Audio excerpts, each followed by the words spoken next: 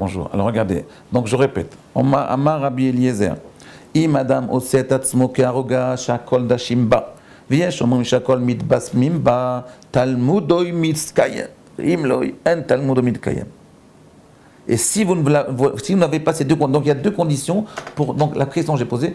Pour quelle raison on nous dit que si j'arrive à être modeste et à recevoir la Torah, être mekabel de la Torah, être un talmid, et également que si j'arrive à sentir le goût de la Torah, à sentir l'odeur, pas le goût, l'odeur de la Torah, alors la Torah va être mitkayemet, c'est-à-dire que ce que tu as étudié, ça va devenir éternel. Pourquoi on ne nous dit pas que ça va devenir la vie?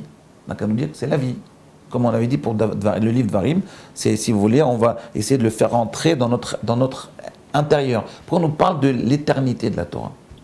Alors je vais vous dire. Ici, il faut bien comprendre quelque chose. C'est-à-dire, en réalité, je vais vous dire, Yosef, quand Akash Baruch Hu a donné la Torah, il a introduit dans le monde une notion qui n'est pas humaine, qui n'est pas terrestre. Il a introduit un principe qui est de l'ordre du non terrestre, qui est de l'ordre de non fini.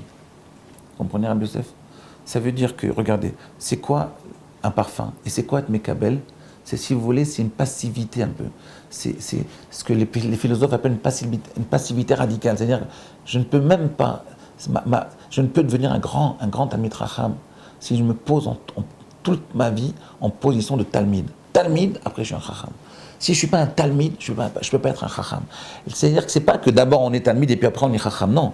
C'est que le Talmid Chacham, il ne peut être Chacham que s'il est en position de Talmid tout le temps. Moi, j'ai vu avec les grands d'Israël que j'ai fréquentés, ils sont tout le temps en position de Talmid. Même des gens ignorants, ils essayent d'apprendre d'eux des choses. Ils posent des questions à leurs élèves. Ils essaient de s'intéresser à tout ce qui se passe dans le monde. Ils sont en position de Talmid. Cette position-là, si vous voulez, c'est une position, je mets tout le temps en position de réceptacle. C'est un peu passif. Vous voyez, mais Kabel Torah.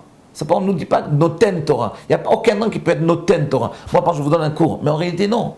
Je ne vous donne pas de cours. Moi j'essaye de vous faire passer un message que j'ai reçu, et en vous le faisant passer, j'essaie de mieux comprendre ce que j'ai reçu. C'est-à-dire qu'en réalité, le principe de Torah, c'est un principe qui n'est pas humain, parce que dans l'humain, dans le matériel, je vous donne ou je reçois. Dans la Torah, on ne donne jamais. On ne fait que recevoir. Que même quand on donne, en réalité, quelque part, on reçoit toujours plus que ce qu'on donne. Ce qu'on appelle une passivité radicale. Comprenez, Rabbi Yosef, ce que je veux dire par là? C'est-à-dire qu'en réalité ici, il faut bien comprendre, cette notion de passivité radicale, elle ne peut s'exprimer que pour quelque chose qui est thoraïque, que pour quelque chose qui n'est pas de l'ordre de l'humain, qui est de l'ordre du métaphysique. La Torah, elle est très très imprégnée dans le monde matériel. Shor Nagar Tapara, oui, tous les termes, toutes les notions qu'on utilise dans le Talmud, c'est des notions très matérialistes, mais quelque part, elles touchent, elles ont un parfum d'infini.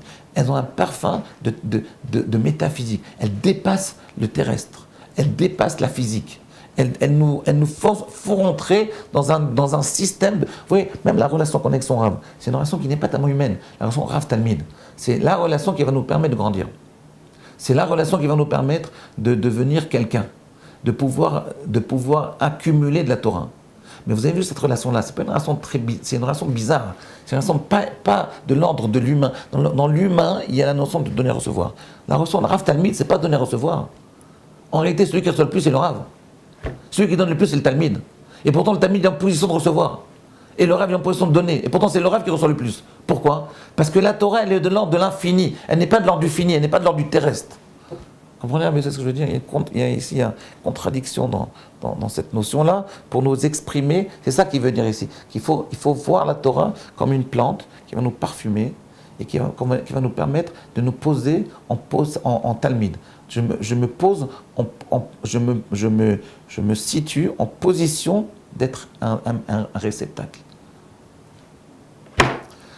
Bon, réfléchissez à ça, c'est pas évident à comprendre. C'est un peu compliqué, mais c'est très très important. C'est de cette façon-là, c'est par cette relation Rav-Talmid que vous arriverez à sentir le parfum de la Torah. On ne peut pas sentir le parfum de la Torah à travers les livres uniquement. Il faut les livres, mais il faut également qu'il y ait une relation Rav-Talmid. Cette relation, je me mets en position de passivité radicale, c'est-à-dire je me positionne comme ça.